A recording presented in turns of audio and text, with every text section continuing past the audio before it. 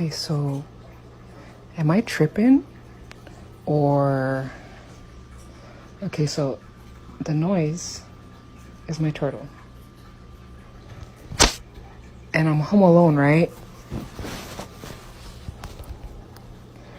But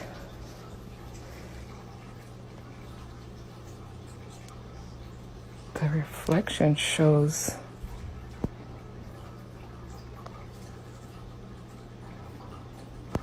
like that's me. I think a lot of you guys also feel like our timelines are messed up because so many people were shocked to know that Eminem and Picasso were alive at the same time. But there are so many more of these weird overlaps, and I could truly do this forever. And a quick reminder that if you love the spooky and dark, you'll love the podcast. You made us number 12 on the charts. First up, Oprah, Einstein, also alive at the same time. Barbara Walters, Anne Frank, and Martin Luther King were all born in the same year. Joe Biden was actually born closer to Lincoln's second inauguration than to his own. The last dodo bird sighting happened after the witch trials had already started in the United States.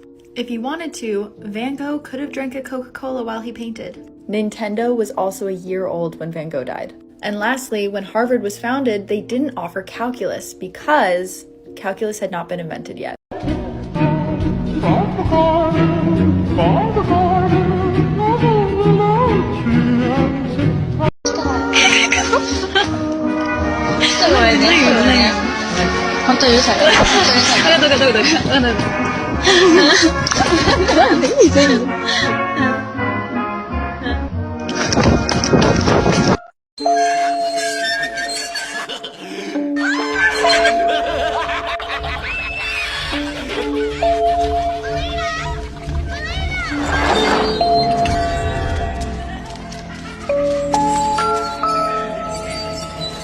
Have you ever been around a Belgian Malinois? They're fucking scary little meat missiles. They look at you like this. Yeah. They're always thinking, and you can't just keep one of those motherfuckers in your yard. First of all, they climb fences. They just go right up the fence and over it. They run, jump off a guy's back, and then leap through the air, like climb over walls that are like 10 feet tall. Look at him running up the fucking wall. I mean, he's basically a monkey. Look, he's running up a fucking tree to get to a mitt, and then he's hanging on it. Look how smart they are. Look, you can walk across a tightrope. Isn't that insane? They're basically an athlete wolf.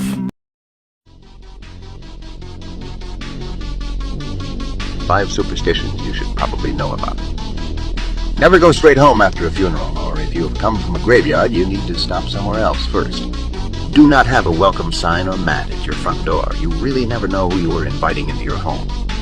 Never whistle in your home past 18, say Ralph. Someone will whistle back. Do not sleep with a mirror facing you. You are being watched. Never say the devil's name in your home. He can hear you.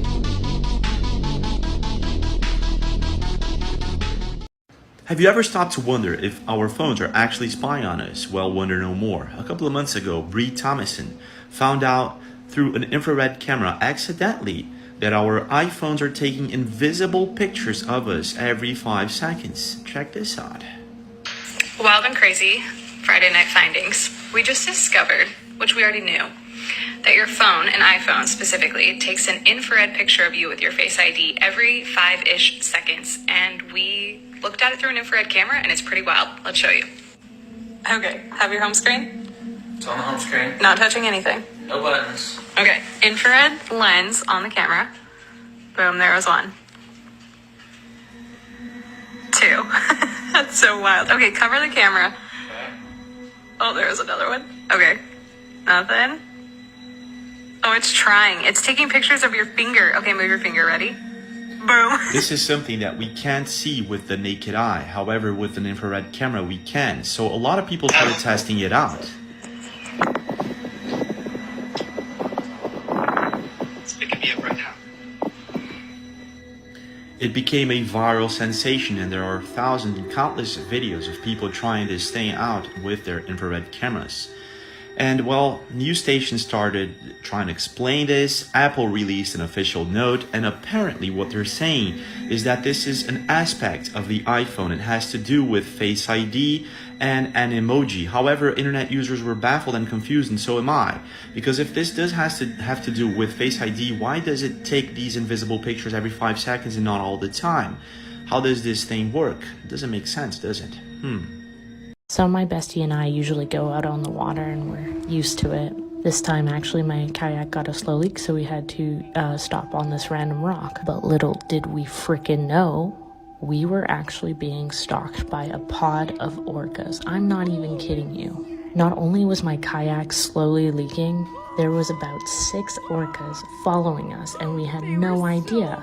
I mean, a scary reality is if we didn't actually get out of the water at this point of time and onto a rock, I don't know what would have happened if we were still in the water. Move, bitch!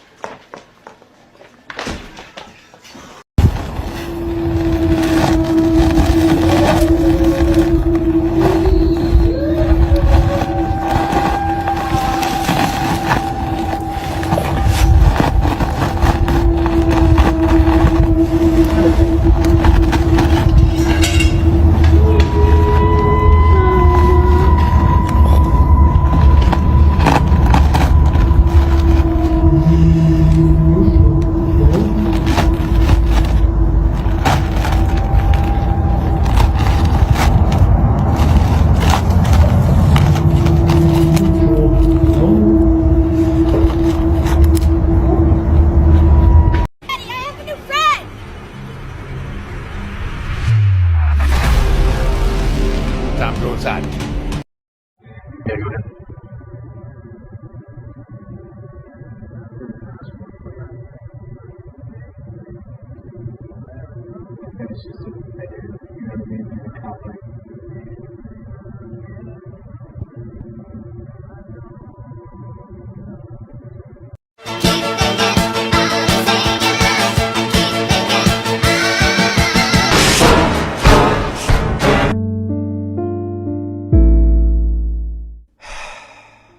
I don't even have to have a hook for this story as it left me speechless. Hi, my name is Ethan and here's everything you need to know in under 1 minute. This is 56-year-old Billie Davis. On the evening of January 11th, 2023, she was riding the Bloomington Transit bus when an 18-year-old girl had got out of her seat to exit. Out of nowhere, Billie got up and then began beating and stabbing the 18-year-old girl in the head. As soon as it started, it stopped. Billie then got off the bus and walked away. Thankfully, one of the passengers on the bus did follow Billie and eventually called authorities to let them know where her location was. This is the part that really enraged me. Once in custody, she told police that she wanted to unalive the victim due to her, quote, being Chinese, as it would be one less person to blow up the country, end quote. According to reports, she is now facing up to life in prison for attempted murder. Amy?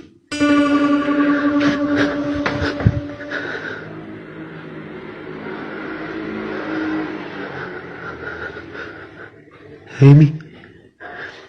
Amy?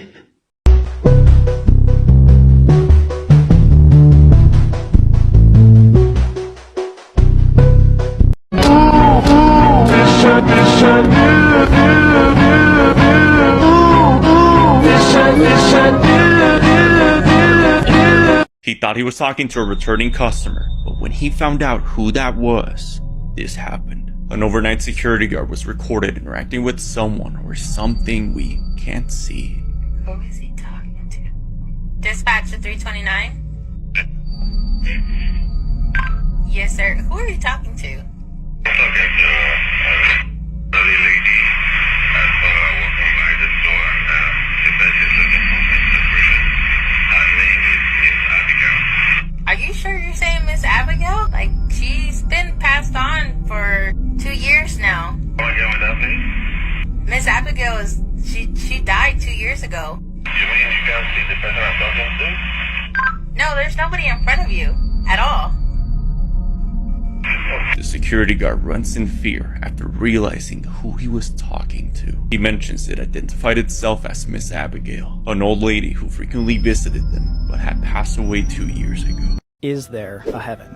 And it knocks 3 times, meaning no. And at that point, our 2 religious friends that were there like immediately jumped up and said, we have to leave right now. We had no idea why. Why? What's going on? Like, I'll tell you in the car, like, dude, like, just don't look back, let's go, let's leave. And so we walked out, we left, we got all the way to the car without anyone saying anything. And as soon as we got in the car, we're like, what's going on? Like, why do we have to leave?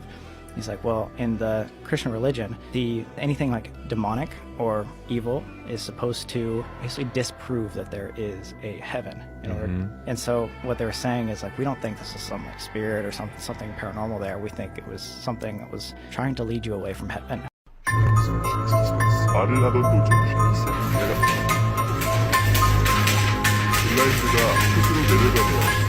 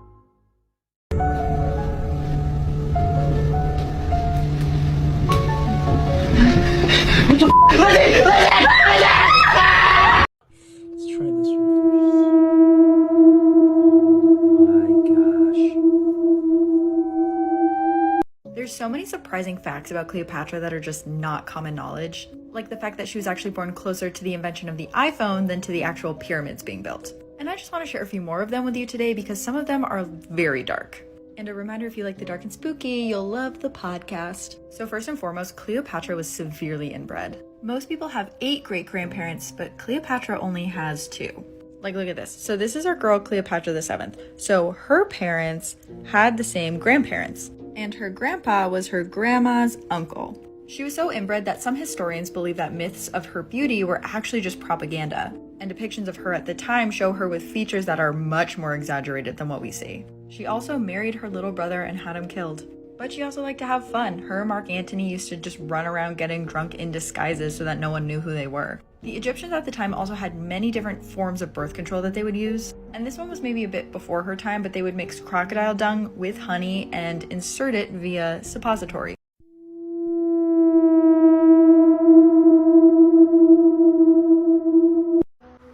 A little moss gnome right there. There he is. He's like hanging onto the branch.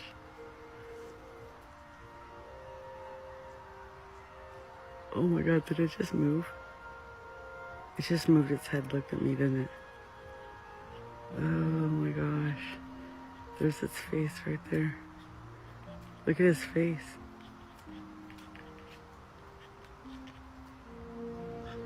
Oh my gosh, you guys, look at that. Alright, I don't want to bother him or scare him. Look at that though. Holy cow, you guys. He's looking right at me. It's okay. It's okay, dude. I'm gonna let him go. I usually have an answer to the question, but this time I'm gonna be quiet. This time.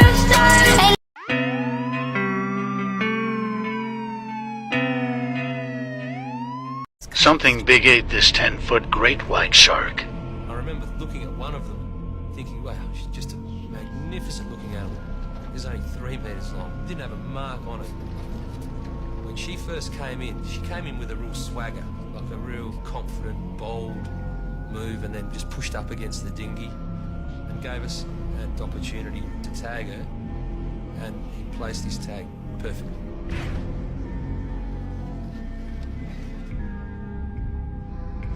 Codenamed Shark Alpha, the healthy female left the scene without any sign of distress. 4 months later, Shark Alpha's tag was found by a beachcomber. At 4 a.m. on Christmas Eve, the shark suddenly plunged at high speed straight down the edge of the continental shelf. It showed this profile going down the shelf to 580 metres, and then a huge temperature change. Within seconds, the shark tag recorded a dramatic temperature shift from 46 to 78 degrees Fahrenheit. A temperature that could only be achieved inside the belly of another living animal. The question that not only came to my mind, but everyone's mind who was involved was, what did that? It was obviously eaten. What's going to eat a shark that big? What could kill a 3-metre great white?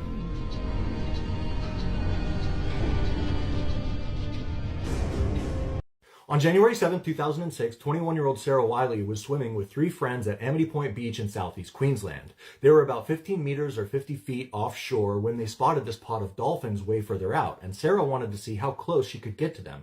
So she began to swim towards them until at some point she either got too tired or just decided she was going to turn back. Now, when she did, she got within about 5 meters or some 20 feet of her friends when she was violently pulled under the water. And when she resurfaced in a pool of blood about 5 seconds later, she screamed just one word: shark. And her friends could see, they were watching in absolute horror as she was fighting as hard as she could against 3 bull sharks. One of them had removed her right thigh when it tugged her under the water, and the other 2 were just circling around. She's punching at them as hard as she can until one grabs onto one of the arms she's punching with and removes it below the elbow. But she doesn't stop fighting. She's punching with the other arm until another shark grabs that arm, also severing it below the elbow. At some point, one of these sharks also grabbed onto her torso and removed a big chunk out of her torso. Now, at the same time, or when Sarah basically started screaming after she yelled shark and while she was fighting, a total stranger on the beach named Josiah Toboyu had heard this. He went sprinting into the water, not wasting any time, leaving his wife and 5 children on the beach, and swam out to her as fast as he could. And when he reached her in this pool of blood, she was almost unconscious. She just uttered 2 words to him: "Help me." And he grabbed onto her and began the slow swim back to the beach. Now he's thinking all this blood is going to bring these sharks right back in, but he says to himself, you know what? I've watched shows, I've read about this. If they come any closer, I'm going to punch them in the nose, in the eyes. I am getting this girl back to shore. He, amazingly, was not the only one to come and help. That pod of dolphins who had been way far away, way further out, they came in and created a barrier in between Josiah and Sarah and the sharks, despite dolphins being a major prey item of bull sharks. But yeah, they created this wall so the sharks couldn't get any closer. Josiah eventually got her into the beach. They used towels to try and stop the bleeding. Emergency services got there quickly. They rushed her to the hospital, but unfortunately the first hospital did not have what they needed to treat the severity of these wounds. Again, she's missing both of her arms, a chunk out of her torso, and her right thigh. So they life-flighted her to another hospital, but within an hour after the initial attack, sadly, Sarah passed away. She had just lost too much blood. 3 months later, Josiah's wife would give birth to their 6th child, a little girl, and they didn't have to think hard about what to name her. They named their new little girl Sarah in her honor.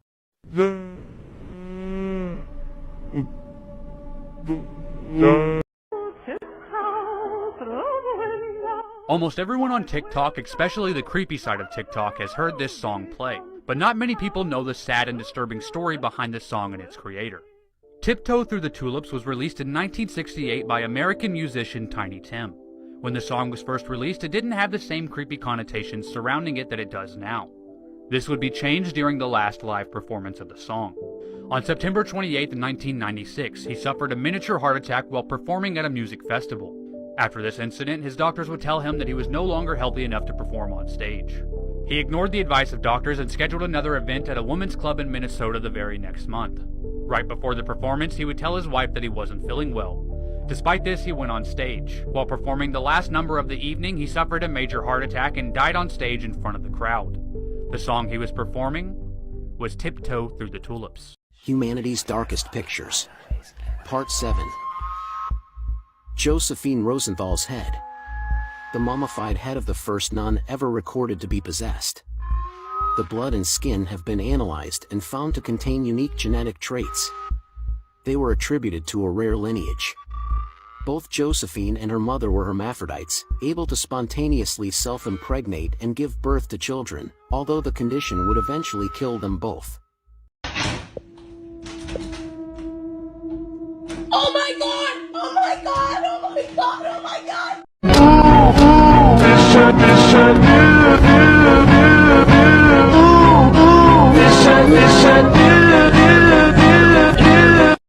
I wish I could be a pirate again. You do?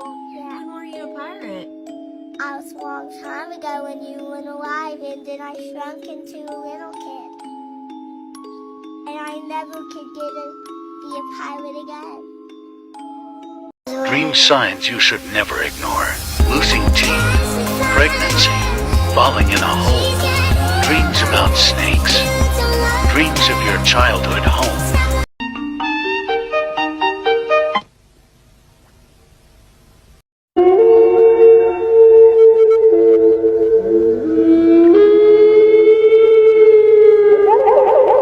Sure. But I'll have to get surgery to remove all this excess skin first. Once I get that, I'll be able to see what I'm doing in bed.